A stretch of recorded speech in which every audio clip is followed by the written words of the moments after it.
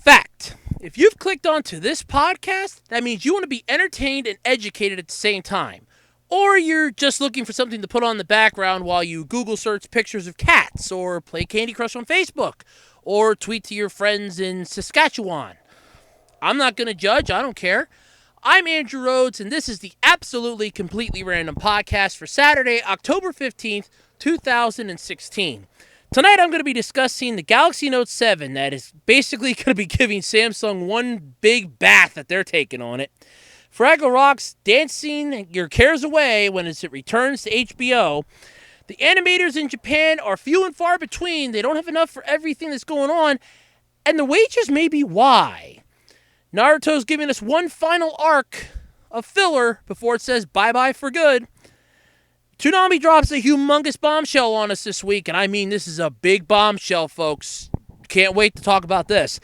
And many more things. But first, like always, we have sponsors. Well, sponsor, I should say.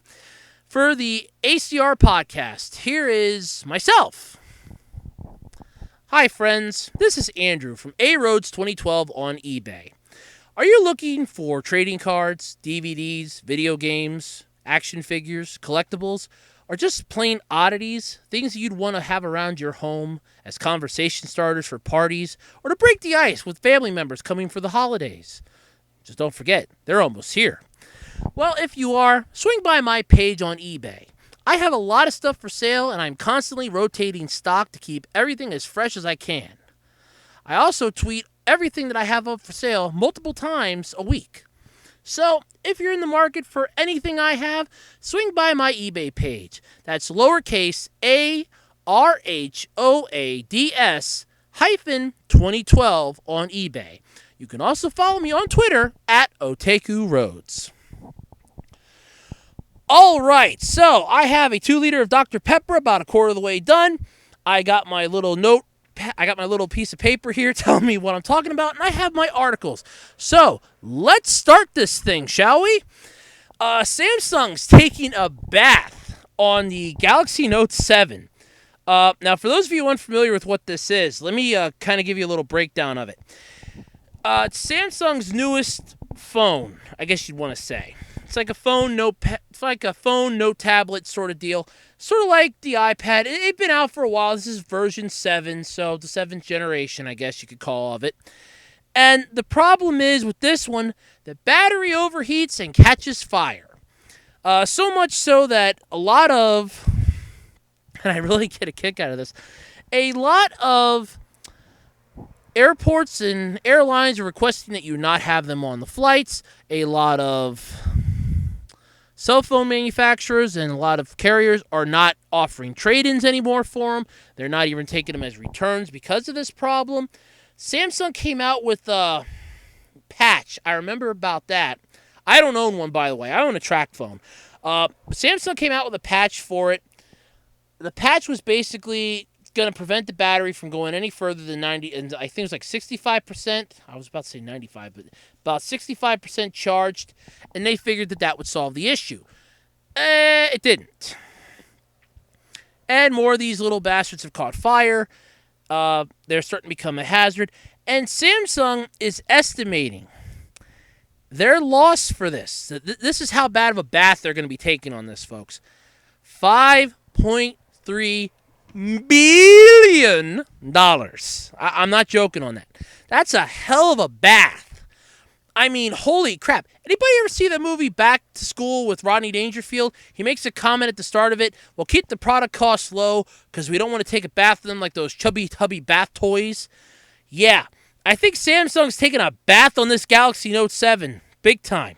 When you have a product that is basically a fire hazard, you run the risk of pissing a lot of people off. Let's look at that hoverboard that came out around Christmas last year.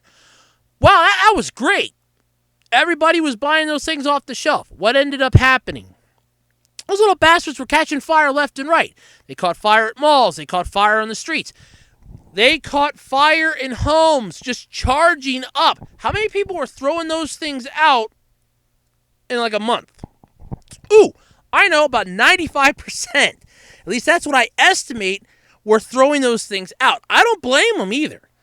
I wouldn't want something that can catch fire. I have a laptop. Years ago, they were saying that laptop batteries were running the risk of catching fire. I've had 2 laptops, my original one and my newer one. Happily, and I do mean happily, and I'm knocking on wood here that it never happens, no problems with the battery catching fire. I've had to replace the battery on the old one twice.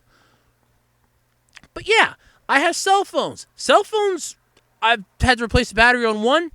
They run the risk of the batteries, run the risk on that and catching fire, but nothing compared to this. Samsung, I think the quality control person for this had to have been asleep when they were doing testing for this.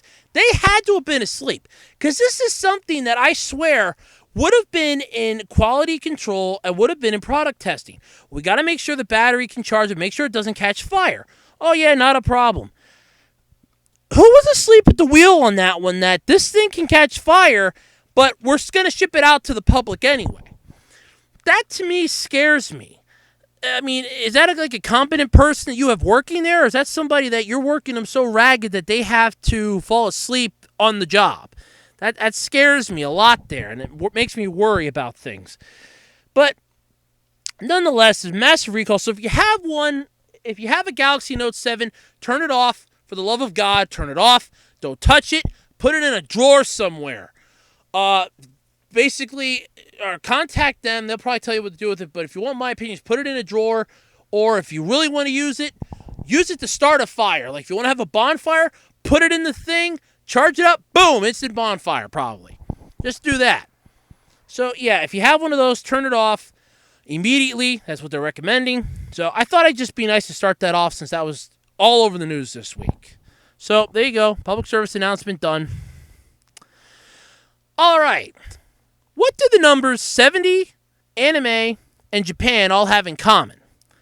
Well, if your answer is that's the amount of anime shows that are currently airing this season in Japan, including series, continuing series, and shorts, well, then that's what you figured it out. If not, that's what it is. There are 70 total anime series going on right now this season in Japan, and according to one animator, there aren't enough animators to handle all of the shows. In a tweet and an article from Anime News Network and Otaku USA, I should really say Otaku USA, but I did see it on Anime News Network too. But Otaku USA had it first. There are not enough animators to handle all these shows. One animator actually went on a tweeting spree telling people that there aren't enough animators to do the job for everything that's going on this season. They do have the name of the animator on here, so it is public knowledge. That animator is Mai Matsura. And I really hope I pronounced the last name right. I'm good with Japanese names. I just hope I don't screw this up. Basically, Huaside, working with key animators on dozens of series, was a chief animation director on Food Wars and a character designer on King of Prism. I've heard of Food Wars, haven't actually seen it yet. Matsura, I'm going to screw that up a few dozen times, so I apologize in advance, broke down the numbers this week, saying that they're writing that to do even 40 shows, which have about 300 shots per episode, totaling 12,000 shots. Whew, that's a lot. I remember when I was in elementary school, we had a project where we had to basically make a cartoon for the one art show that was going on in the elementary school, and I got to do the ending until a little incident happened. I won't go into it, but mine didn't get to actually go up. But, yeah, I can understand that being a time-consuming process. That's one of the main things why if I ever draw something, I just do a one-shot drawing. Because if you have to draw the same thing 50, 60 times, you're going to start getting pissed. Because you have to change the direction. You have to change the expression. Your hand's going to cramp. But yeah, so basically with all that coming down to, if you ask each keyframer to do 30 shots, that means you need 400 animators. That doesn't include the openings, the endings, the theatrical films, and getting a head start on next season, she added in another tweet. She'd like to see those in charge reconsider the number of series being made, considering the huge gap now between what's planned and the actual manpower available. One potential solution for the studios to hire their own dedicated animation staff rather than relying on freelancers. Yeah, but I'm going to get into why that's probably a problem later on here. They'll be coming up. But yeah, some of the most respected studios, including folks at Kyoto Animation and one that professionals from across the industry have been calling on more studios to take up. So it's basically, we anime fans, we otaku, are basically bringing the Japanese to their knees. I, for one, like Japan, and I'd like to apologize. I can't apologize on behalf of all otakus, but I can apologize on behalf of myself, because I do like the openings of anime shows. I do like the endings. So I, for one, apologize. I usually skip them when I'm watching it, mostly for time consideration, because it's always the same, except for like the last episode, they usually make it different, or the first episode, but otherwise, it's pretty much the same thing. So I like to apologize for bringing the Japanese to their knees. I apologize. In fact, if I knew how to say sorry in Japanese, I would say it profusely. But one of the reasons why what she offered as a potential solution may not happen is because of the piss-poor wages that these animators are getting paid. And one lawyer has basically weighed in on this. The legality of low animator wages. It's not so legal. Everybody out there has heard the horror stories of this. Just about how little money rookie animators make in Japan, despite the high demand for their services. And there's definitely a high demand for it. They get paid. I actually think one person quoted it that there are Chinese children in sweatshops out-earning animators in Japan. That, to me, is sad. Mostly because those little sweatshop workers are making the shoes I buy at Walmart for $20. And those things last like maybe a year. They're getting paid pennies on the dollar. They're still out-earning animators in Japan, at least the rookie ones. And that's sad. At least that's what the one person based their thing on. I remember getting a kick out of that. But one lawyer has weighed into all of this and said that the anime low wages that the industry does and they practice may not even be legal. The Nyoga-based lawyer, and I am going to mess this up, and I apologize in advance for this, Hideyuki Shirakawa, I know I can get the last one right, it was the first one I was going to mess up a little bit, who specializes in workers' affairs, started by citing an example, a recent job offer posted by a certain anime company asking potential new employees to expect to be paid nothing for 1 year. Nothing. Not a damn thing. So you're basically an unpaid intern. That ain't even legal. You're working for them and you ain't getting squat. You expect to get nothing. That would be like going to work for a big multi-billion-dollar company, and during the interview they say, "Oh yeah, by the way, if we hire you, expect to not make anything for the next 12 months." Wait, what? Yeah, you heard me. Expect to make nothing. You're not going to make a damn cent, but you're going to have to show up for work on time every day, wear our uniform, do your job, but you ain't going to get paid for a year. There would be lawsuits out the ass for this. Workers' rights here in the U.S. are I'm sorry to say it, they're way better. But this is just sad that they're told to not be expected to get anything for a year. He adds that in 2009, the average monthly income for a rookie animator was 90,000 yen. Now, that may sound like a lot of money, but that's about the equivalent of $900 American. Yeah. That's messed up. They're basically getting paid $900 a year. Oh, sorry, a month. A month. They're getting paid an average salary in 2009. The average salary was about $900 a month. Now, okay, a lot of people are going, but that's a lot of money. Factor in a full-time job at minimum wage here in the United States. Now, the state I live in, it's about $7.25 an hour. You factor that in. A full month. That's 30 to 31 days, unless you count in February. So anywhere from 28 to 30. Well, if you count February, it's 28. Otherwise, it's 30 to 31 days.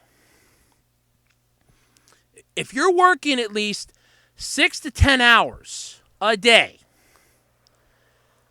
that's a lot of money. You're out earning a rookie animator. But these low wages in Japan, according to the article, come as those who've been following this problem know from the fact that animators often aren't paid by they're often paid by completed frames, not an hourly or monthly salary. So in other words, unless you're fast with that pen, you ain't getting a lot of money. And that saddens me. I was a huge fan of the Bakuman manga series. I loved the anime. I really wish that Media Blasters wouldn't have screwed the pooch and dropped the ball on it. But, you know, they were restructuring. They were threatening to go belly up.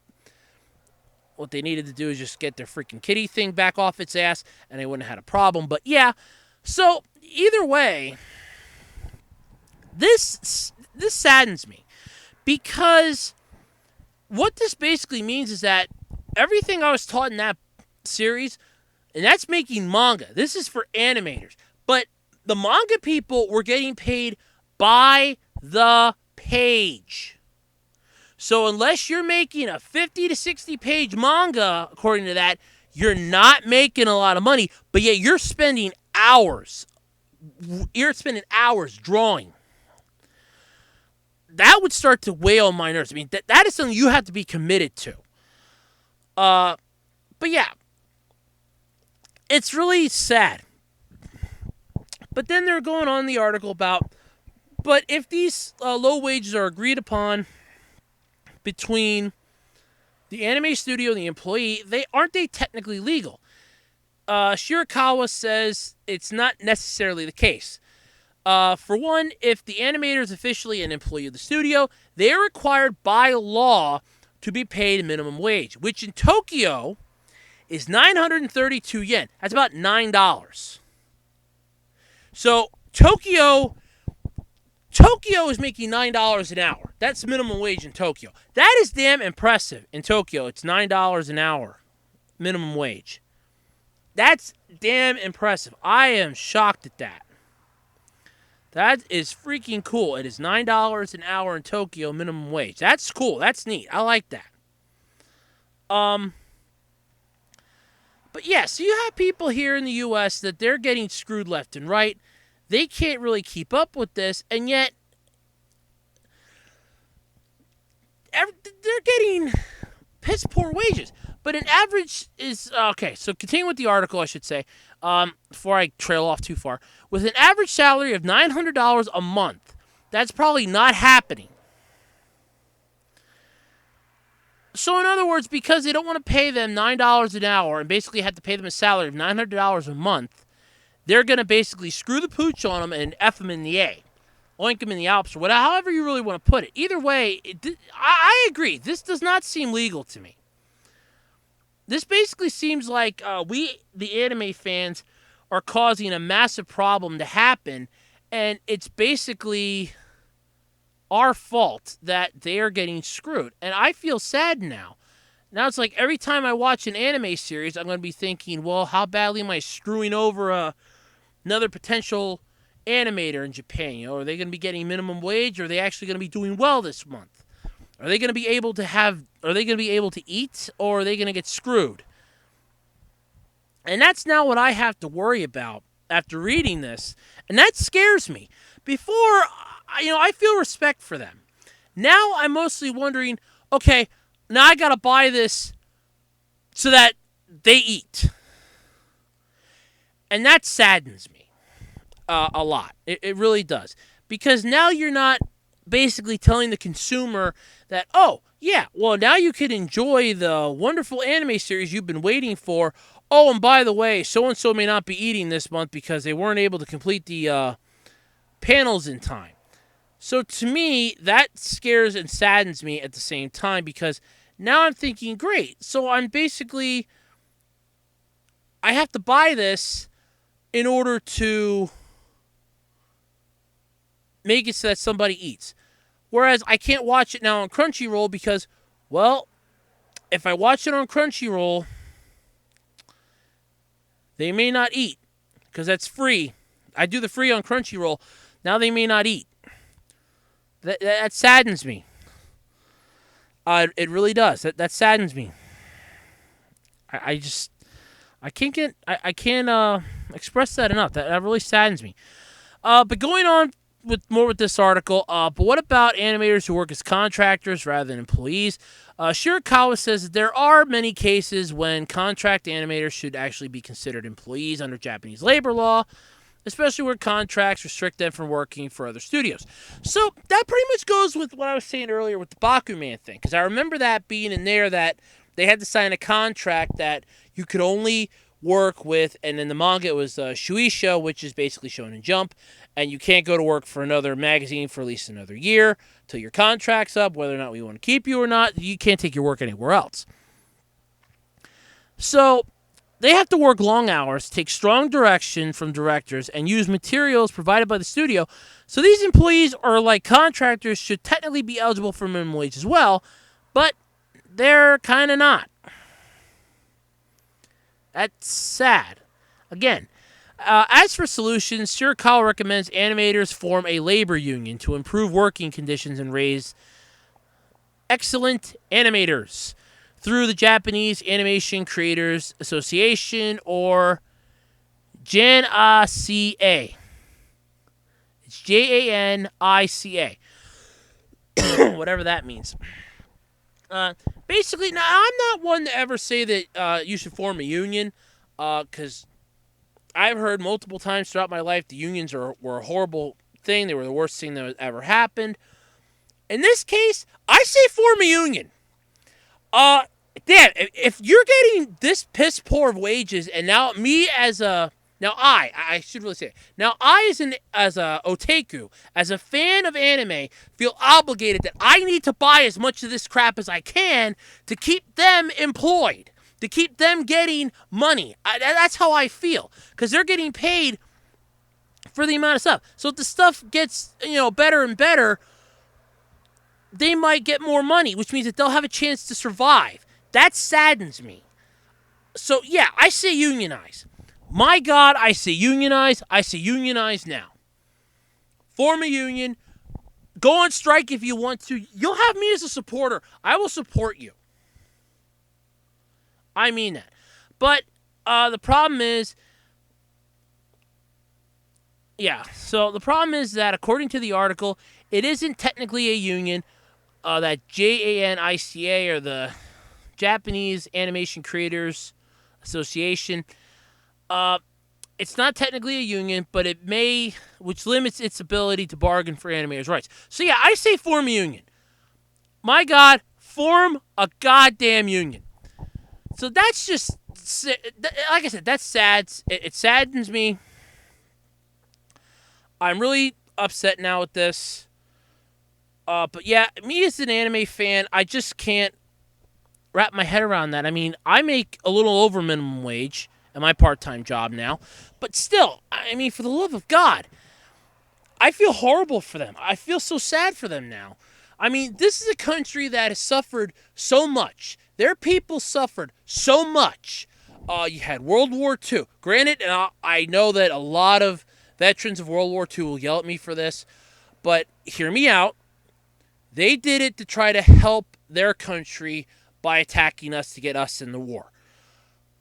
You can't argue it. You look at the history, it's true. They apologized for it profusely. But they suffered a lot. They get earthquakes. They get tsunamis. They run the risk of literally getting wiped off the map. They're like Hawaii. They get the risk of literally one day we're going to wake up and the entire country of Japan is going to be gone, because there's going to be like a freak earthquake that's going to rip open a massive tidal wave. It's just going to wash the whole island away. The whole country is going to be gone. I feel so sorry for them now. But it's just even worse because now you know that they're getting paid below minimum wage. They're getting paid bupkis to do something with that Japan is most famous for. And that's sad. So yeah, that's depressing. That's depressing news from the animator wage front. It's interesting to hear the perspective of something of this, but like I said, it is just sad, and I mean that. So for those of you out there that support this, I say give your support to them. Let them know that hey, we feel for you. I can't say whether or not they should do a union. Okay, I guess I can. I did earlier. I said just form the damn union. Go. I say go for it. If you guys want to go on strike because of it, if you form a union, you want to go on strike to get better stuff. I, as an anime fan, will support you. Granted, it means I won't be able to watch stuff for a while, but I understand why now. I am all for it. And I mean that. I'm all for it. So if you want to do that, be my guest. But otherwise, yeah, I'd really try. If I were them, I would try to really do something because this is sad. And the more people that find out about this, the more it'll help. But yeah, so let's get off this before I start crying because this is really sad now. And I've been talking about it for too long. All right, so Pokemon Sun and Moon anime promo is out. And my God, did they royally mess up Ash Ketchum. Ash hits Alola smiling is the caption for the article that I read. The new anime is beginning on November 17th. This leg of the journey is taking place in the Alola region. And my God, I cannot get over how creepy Ash looks in this. He looks like, and I'm going to quote the one person from Facebook, he looks like Ash's slow cousin. They want to know what they did to Ash. I want to know what they did to Ash. What they did to him after the Unova region to Kalos, that was a neat transition. Now it looks like, I guess, a different studio must have taken over, and they just completely whitewashed him. And they just started from the ground up, and he looks so... I'm going to say it. He looks so fucking clueless now. Pikachu's still there. They made Pikachu look cuter. I do have to admit that from the trailer. Pikachu looks a lot cuter, so I'm not going to watch it, personally. Mostly because I kind of fell off the radar with Pokemon. I watched the Pokemon League for this last one, but I didn't follow most of the series. Most of this last season, I didn't watch anything of X, Y, and Z, but I did watch the Pokemon League so I could see if he won or not, and yeah, like I said, again, he lost. Big freaking surprise there. He lost again. But yeah, it's sad. But at least Pikachu looks cuter. Pikachu's my favorite, so he looks cuter at least. So that's all that really counts.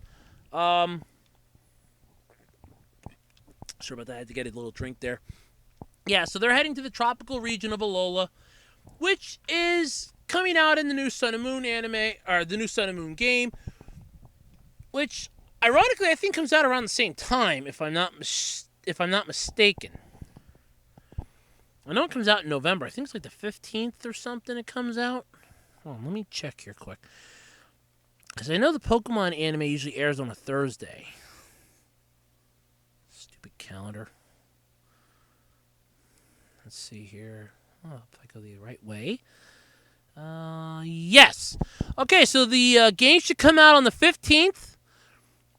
If I'm right, because I think it's either the 15th or the 22nd the game's coming out. As I know it's a Tuesday. All games are usually released on a Tuesday. I don't know why. So yeah, it's either the 15th or the 22nd. The new anime starts on the 17th. So, yeah, gamers will have a chance to play some of those pretty well before the new series comes out. So, yeah, that's pretty cool. Don't really have much to say on it because there really wasn't much to the article. It was just a trailer, and when I saw that new Ash in the pictures earlier, like last month, I think it was, I started really getting upset, and Pikachu looks cuter, that's all I can say. That's all I can take away from that is Pikachu looks a lot cuter. Definitely looks a lot cuter. All right. Well, if you remember the song Dance Your Cares Away, well, then you're going to love this. Fraggle Rock is returning to HBO. That's right. Fraggle Rock, the trippy Muppet-filled show. And ironically, at the same time, weed's being legalized all over the country, I guess. Coincidence, according to the article? Well, I guess it is.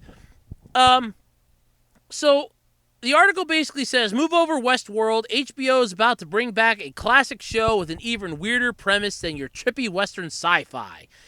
For those of you unfamiliar, Fraggle Rock was a legendary 1983 series from the Jim Henson Company where you had these Muppets that were just so damn cute. And I mean it was just impressive. The puppet-centric creation follows the cave lives of the variety of underground creatures, including the Fraggles, the Doozers, and the Gorgs. Throughout its 5-season, 96-episode run back in the 80s, viewers were able to witness countless adventures that taught kids, and stoners apparently as well, important life lessons, usually through goofy yet catchy songs, like Dance Your Cares Away, Worries for Another Day, and Let the Fraggles Play down in Fraggle Rock. I remember that because that song's been stuck in my head all damn week now thanks to them. Little miserable bastards. It's just funny. So yeah, it's coming back. The article doesn't have a date as to when it's coming back, but according to them, it should be by year's end. I think I read somewhere. Yeah, here it is. The 1983 series will make its digitally remastered return to the cable channel by the year's end, according to the Jim Henson Company. So, yeah, we need more Muppets on television. I will say that. The Muppet series on ABC kind of bombed. I think it got canceled now. So yeah, more Muppets. Let's get that right now. I mean, these will appeal to both kids and adults. There's no brainer on that one. And like they said, this is basically a show that a lot of people that are high can enjoy. By the way, as a public service announcement so that I don't get tripped off of YouTube, I do not condone the smoking or anything of any illegal substances. Neither does the ACR podcast. So let me read this very quickly. The ACR podcast and Andrew Rhodes does not condone the smoking of any illegal substances in any form, shape, or way. This statement is dictated, not read. There you go. Public service announcement done. All right, so that was a quick one. So everybody remembers Naruto. Remember how Naruto was coming to an end? Remember how I was so hyped and saying that it should have been done by his birthday? Yeah, well, Naruto Shippuden is debuting a new Boyhood arc starting October 20th. And it's going to extend the anime just a little more. It's kind of neat, finding a way. So they basically found a way to squeeze in one last filler arc before they got to say bye-bye. Yeah, should have saw that coming. I mean, it's kind of obvious. They want to, I think, hit the 500 episode mark, and they're close to it. They're currently up to chapter 698 of the 700 chapters from the original manga. So, so finding one more way to say bye-bye and bring a swan song to an end isn't really so far-fetched. So, the entire arc is basically going to... Yeah, so it's basically going to include the... It's going to be a return to Naruto's childhood. I had to look it up here in the article. I have it right in front of me. It's going to be a return to Naruto's childhood days when the Nine Tails was still sealed inside him. And I'm hoping not to when he kept doing Believe It all the damn time. We hated that. The 480th episode will focus on Naruto and Hinata and will air on October 20th. I'm still happy they get together at the end. I don't care what you haters say. I think it was wonderful that they got together in the show. I think it's wonderful they got together in the manga. I think it's wonderful, period. I want to know where I can find a girl like that. I mean, not only was she shy, but she was beautiful, and they fell in love with one another. I loved it. They even had an entire movie where those two basically fall in love. The last, Naruto the movie. And boy, oh boy, did I love it. But yeah, the anime recently aired its hour-long special on September 29th with episode 476 and 477, which I covered, I think it was not last week, but I think the week before. So, yeah. As of the episode that aired on October 6th, the anime is covered up through chapter 698 of the 700 chapters, as I said. So, yeah, this is basically one last filler arc. A television anime adaptation of 3 Naruto hidden story slash true story epilogue stories will premiere this winter. Television anime will adapt Takashi Yano's Naruto, Shikamaru's story, Shino Hinata's Naruto, Kohana Hiden, Shugen Biori, and Shin Tosawa's Naruto Sasuke story, Sunrise novels. That was a mouthful. Yeah, so I guess all those are going to be premiering this winter. So, yeah, it's basically either 1 or 2 little filler arcs, I guess, left before they got to say their swan song. I think they really want to hit that 400 episode mark before everything says its final farewell. I, for one, hope that it's good. I'm looking forward to it. I'll watch it mostly because I like the love story between Naruto and Hinata. I came into this series back when it originally aired here in the U.S. on Cartoon Network as a fan of, oh, cool, it's anime. And I fell in love with it. And it's basically become like a romance novel for me.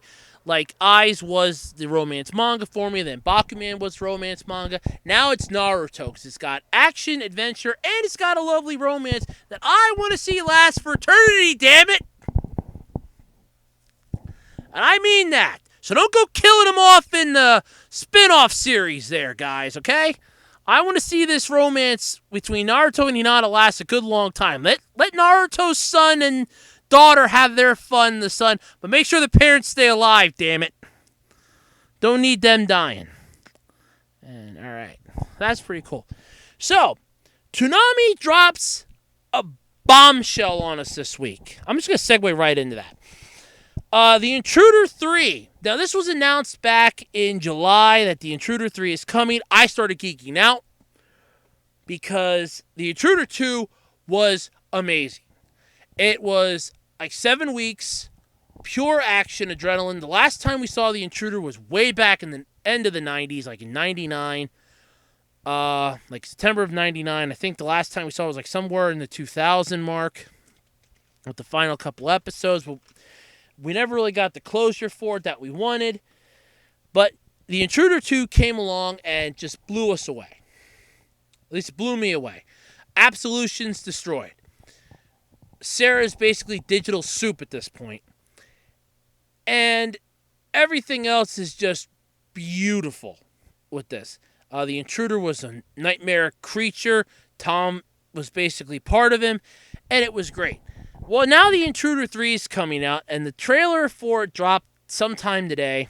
I got a chance to watch. It's only like 30 seconds long, but it's enough to sucker me in to watching it. Plus, it's Toonami related, so I'm going to watch it either way. I have no beef with Toonami. They get the short end of the stick. I know that feeling. I know that feeling oh too well. They get the short end of the stick. I know that feeling oh too well. But, yeah, so it's supposed to start November 5th. It's going to be a 4-week series. So basically the entire month of November, because I did that. I checked that up this afternoon when I saw it. So 4 weeks. It's the entire month of November. I'm hoping it's going to be longer than like 5 minutes, because I think Toonami could actually dedicate half an hour to each of these, or even 15 minutes to them. So that'd be really neat if they could do that. I'd appreciate that. That'd be neat, actually. So, yeah. But like I said, the trailer dropped today, and I got a kick out of it. You basically see the planet that Tom and Sarah are on, and Tom's out wandering around. Sarah makes a comment that there's a lot of seismic activity. Then Tom's looking out into the distance, and he sees this really bad swirling storm, and he goes, I think there's something alive in there. Sarah goes, Tom, you need to get back. And then Tom goes and makes a run for it. I saw he had like on his visor that his arm had like a breach or something, an external breach on his arm. And then you just see him jumping over a rock, trying to run back. And then that's basically where you see the Intruder 3, November 5th, Adult Swim, Toonami. So I'm looking forward to seeing this. Granted, I don't have cable, so I'll have to watch it online. But I'm looking forward to this. I really am. I mean that. This is going to be neat. I am looking forward to this a lot. And I really hope that this is going to be good and long, because I think it should be good. It looks like it's going to be, and it's Toonami, like I said. Toonami can't do anything wrong. They haven't done anything wrong. So, yeah. So that starts November 5th. I think it'll probably be about midnight. So, check it out. All right. So, everybody remembers Power Rangers, the TV series. I'm not talking about the movie. I ripped that to shreds last week. That teaser trailer, I ripped that to shreds. And somehow, I guess the fans and the former Power Rangers love it. I don't know how. But, basically, I'm talking about the show now. Remember the third season, the Ninja Megazord? And remember the toy that came out based on the Kaku Ranger version? And it basically was a brick that separated into 5 different mechs? Yep. Well, the Legacy Ninja Megazord. I saw a video for it, and it's coming out November 1st. It was a review video by, I think it was Mighty Morphin Toys. They do a lot of Power Rangers. I think that's what the name of their channel is, but I'm not 100% sure. I'll probably have an annotation, or I'll probably just correct myself in the description with a link. But they basically got their hands on the Ninja Megazord, and it looks amazing. The Monkey Zord, the Red Ape Zord looks cool. The Bear Zord looks cool. The Frog, the Crane, the Wolf, all look amazing. Looks almost movie/show accurate. I mean, it doesn't look like the movie version from Mighty Morphin Power Rangers, the movie, but it looks really good show accurate. I can definitely say that. But all this is basically making me say one thing, because you had the legendary Falcon Zords out, and the legendary Ninja Megazord's coming. I want the legendary Shogun Megazord. That was my all-time favorite Megazord. And what I'd like to know how these people are getting their hands on it, on the stuff so damn early. I mean, if they're getting a review copy, who do I got to kiss to get one of those? I mean that. I will take video of it. I will do a review of it. I will love that thing. I will build a shrine to it. I would like a review copy. If you guys, I mean, it's only logical to come out with it next. It's the last Megazord for the third season. Unless you're going to come out with Legendary Ninjor, which would also be cool, by the way. Give him some articulation in his joints. That would be really cool. But yeah, I'd like to know how to get a review copy of this, or a review figure, so I can review it, because I loved that Megazord. It's my all-time favorite, will always be my all-time favorite. It just was so cool.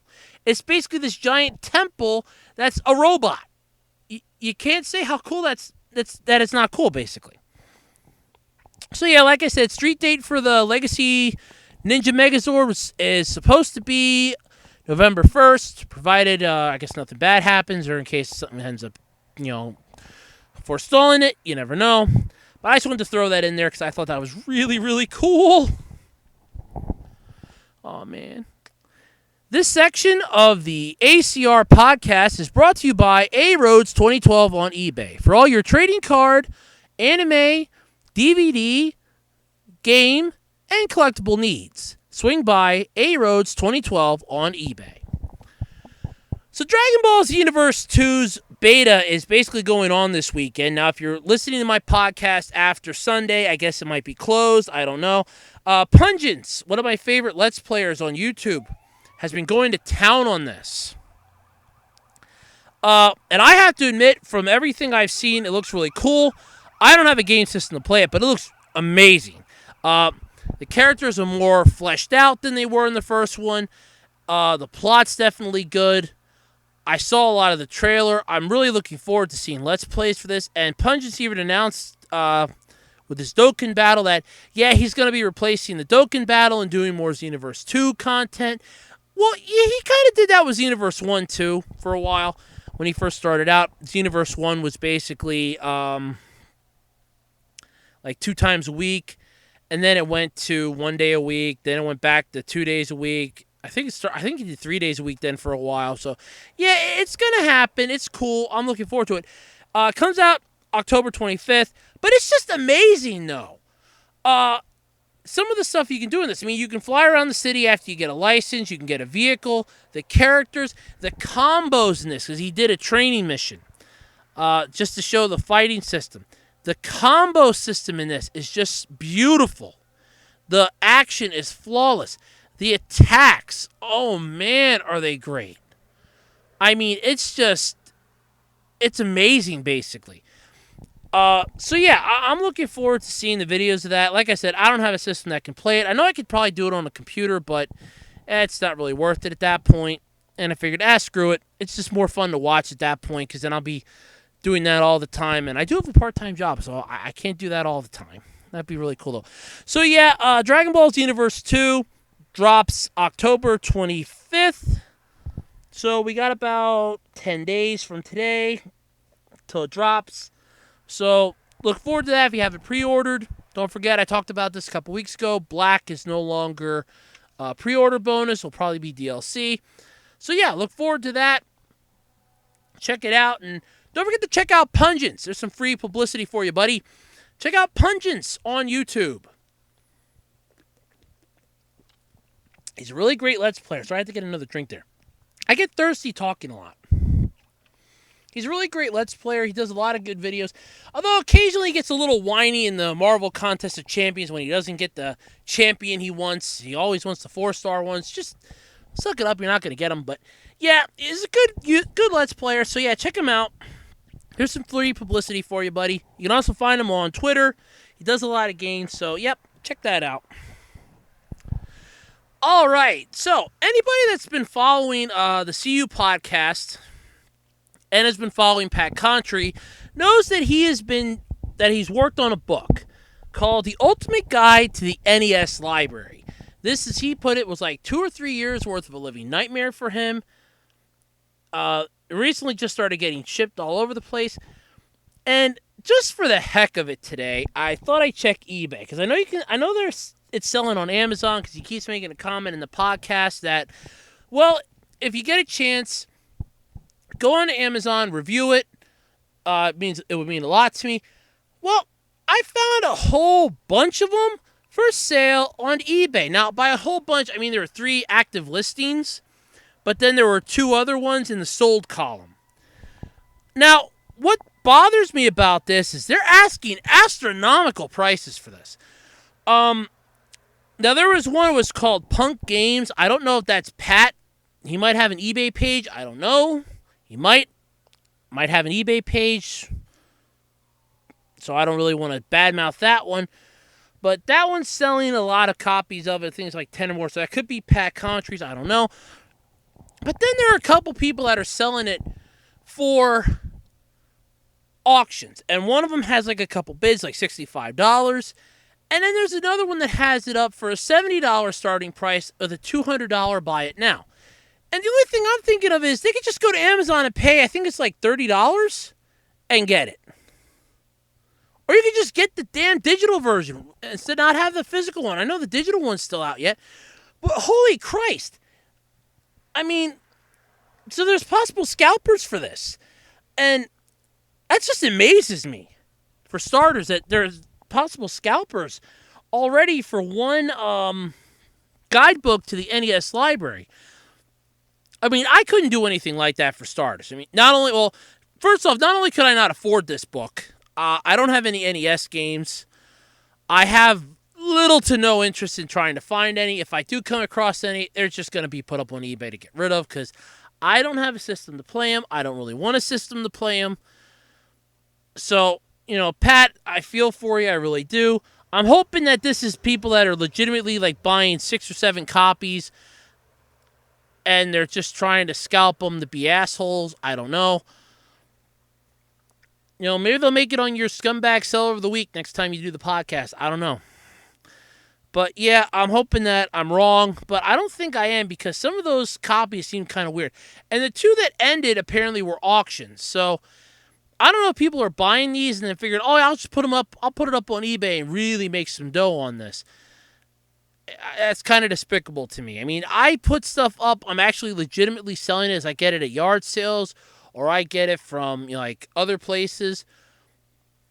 So I legitimately sell stuff, and then you have people like this. So that kind of makes me sick and scares me at the same time. So, yeah, I'm hoping I'm wrong, but I'm just getting the feeling I don't think I am. So that's kind of worries me a lot and scares me to no end. So, yeah. But like I said, Pat, I'm hoping that I'm wrong. I really am. If not, I feel for you, buddy. I really do. And more power to you, and I hope you keep doing the podcast, and I love your Let's Play. There. Woohoo. Free publicity, buddy. All right, so South Park aired episode 4 of season 20 this week. And oh my god.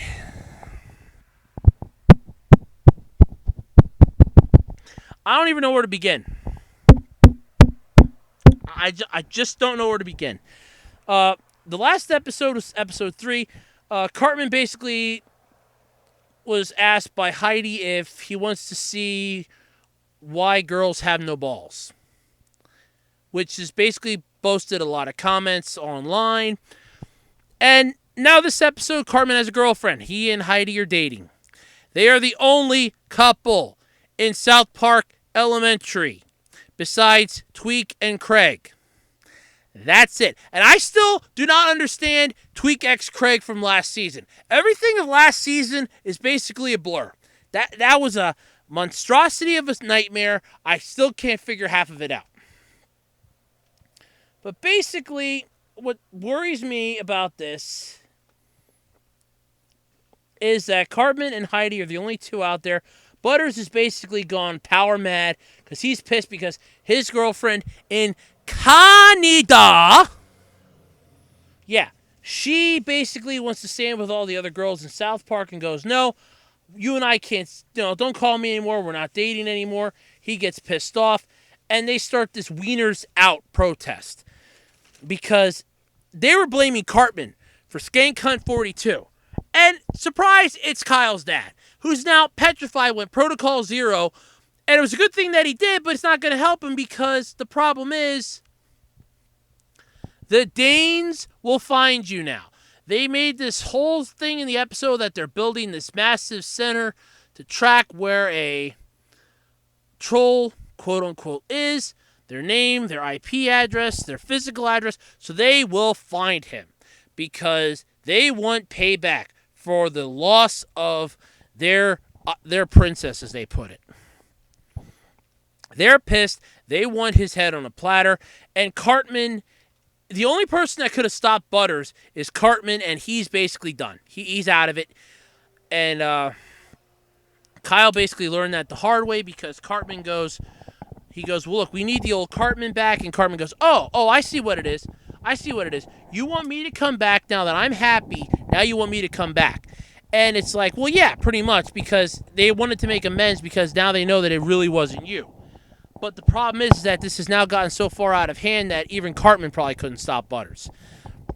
Because Butters is just pissed. Flat out pissed that he's lost his girlfriend. Flat out pissed that everything's going on. And just extremely mad as hell. I don't blame him. I mean, this has basically gotten out of hand from day one. It was never going to go anywhere. I just, like I said, I can't wrap my head around this one. It's just, I waited 2 weeks for that. Just to basically see Cartman having a happy life. I honestly thought that at the end of the second episode, I honestly thought they were just going to up and kill him. I really did. I thought that's what they were going in the woods to do. I'm like, oh my God, they're finally going to do it. After 20 seasons, they're finally going to murder him. Nope. They just smashed his stuff. And now he's basically one of the loners, disconnected from the world. But he seems a lot happier. I can say that. So, yeah, new episodes air on Wednesdays. You can check South Park. I think their website. I know their site where you can watch them. Their official site where you can watch them like the day after they air or like a couple hours after it airs. Has up the schedule of when each episode's coming out, so you can check that out. So, yeah. Can't wait to see what the rest of this season has to offer. Man, I just can't wrap my head around that. Damn. Whew. Can't wrap it. All right. Well, Kamen Rider X-Aid is still going on here. Still going on, I should say, in Japan. Not really going on here. And I watched episode 2 like I said I was going to. And I'm out. I am out. This is one that I am going to skip for the year, folks. Let me explain why. Like last week when I explained that It seemed like they were trying too hard. It seemed like they were trying to get too many laughs, and I meant that. This week's episode scared me. You had the new doctor, Dr. Hotshit. I'm just going to call him that. I don't know what the actual name is. I couldn't really pay too much attention, but I'm just going to call him Dr. Hotshit. Because he basically shows up on the scene and thinks everybody must bow down before him. I'm this great world-class surgeon. Oh, yeah, my father's the head of the CR department that handles the common writer for the hospital. Yeah, okay. So he shows up. They have to fight a new bugster. It's just the name of the creature that inhabits a person. And it just... I just... Ugh. It's... Ugh. The whole level up system seems stupid. The whole concept of it being a video game really pisses me off. The fact that you have this third-rate doctor, in my opinion, he's basically, I'm the hottest thing in the world. No. Oh, God, no. Ugh. I don't know. Like I said, this one's just, I'm out for the season. It doesn't thrill me, doesn't entertain me, it doesn't impress me. This seems like the Kamen Rider is limping to the barn this season. So I'm going to check back. I don't see this lasting more than 25 episodes, to be honest with you. I kind of see this going the way of Kamen Rider Decade. I see this being about 25 episodes, and I'm being generous with that. I know that a lot of series, usually about 50 episodes. I'm being generous at the 25, and it'll be a miracle if it lasts that long. I don't know. Maybe it's popular over there. Maybe this is something that's resonating with them over there, but it's just not resonating with me. And, there are seasons that did that. I was not a fan of Kamen Rider Kiva, and I'm still not a fan of Kamen Rider Kiva. I was a fan of Den-O. I was a fan of Kabuto. I was a fan of, all the other ones. I was just not a fan of Kiva in any way, shape, or form. I was a fan of Decade. I was a fan of Wizard, of W, of Forze, of Ghost, Gaim, Drive. I was a fan of all those. Just was not a fan of Kiva. And I'm just not a fan of Kamen Rider X-Aid. This one is one of those series that it just doesn't thrill me. It doesn't motivate me. It doesn't link up with what I really care about. And I'm it's sad to say it. I really am. But like I said, it just seems like a show that they're limping to the barn with this season. So it kind of scares me and makes me sad. But at the same time, I kind of understand where they're coming from, but there's nothing I can do about it. It's sad, but yeah. What are you going to do? So yeah, I think I'm going to skip this one this season. I'll check back. I'll check back in around near the end of January. Maybe it'll still be going. I don't know. If it is, well, then it's a miracle.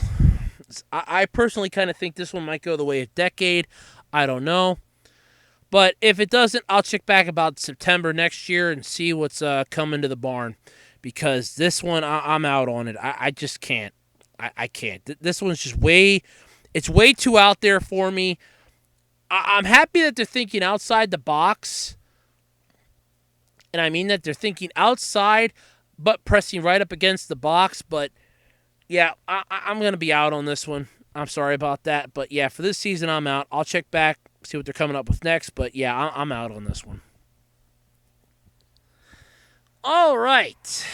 Well, fortunately, that's everything I had, actually. Huh. Man, that's sad, actually. I thought I had a little more to talk about. Oh, well. Yeah. Wow. I thought I had a little more to talk about. I could spend a little more time with you people because, I really care. But, yep, that's it. My paper's empty. My list is drawn up and it's empty. It's done. My articles are used up for the week. So, I guess I'm going to have to call it quits for tonight, folks. It's been nice being here with everyone tonight. I'd like to thank myself, since I'm my only host. I'd like to thank Anime News Network, Otaku USA for the articles. Don't forget, I'd like to thank A-Roads 2012, my only sponsor, because that's me. And don't forget, you can follow me on Twitter at OtakuRoads. You can also send me topics via email if you'd like for the podcast. You can send them to acrpodcast@gmail.com. And if you'd like to sponsor the podcast, because, hey, let's be honest, none of this is really free. I mean, I can put stuff up on eBay, but it takes electricity, it takes time. I have to look up the articles, I have to do the research, and I have to do all that in a week. And I'm a one-man band here. Not like that weird Pixar short. I am a one-man band here with this. So if you'd like to sponsor the podcast, but I don't get many views, but, maybe you want to take a little gamble on me. I don't mind. We can work something out. You can send me an email at acrpodcast@gmail.com. Just use the word sponsor in the subject line. And like I said, you can send me topics there. Just put topics in the subject line. And for the absolutely completely random podcast, I am Andrew Rhodes. I guess I'll say see you next week. Because I am OUT